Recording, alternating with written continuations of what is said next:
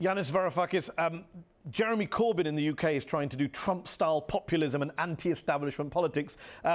There was a talk that you were advising him last year. Do you believe that he's on course to be the next Prime Minister of the UK? Because the polls say otherwise.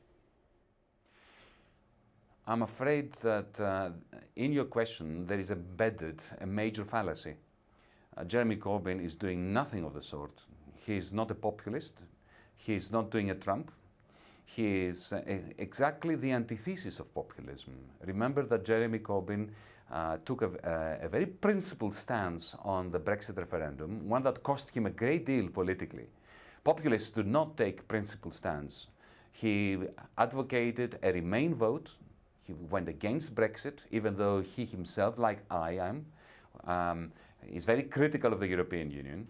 The chances that he will become Prime Minister anytime soon in the United Kingdom are slim, and that is mainly because of the deep divisions within the Labour Party.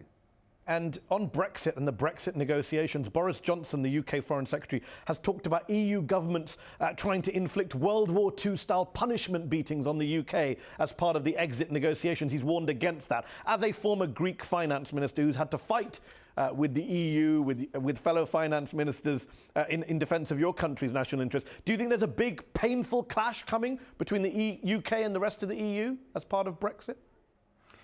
There is no doubt that the European Union is not very good at striking mutually beneficial deals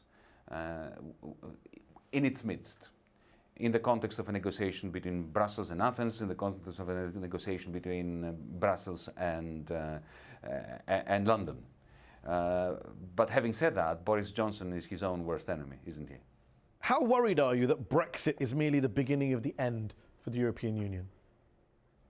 Well, it is the reason why I campaigned throughout the British Isles. I was in Wales, I was in Scotland, in England, even Northern Ireland, campaigning against Brexit, precisely because of that great worry that I have.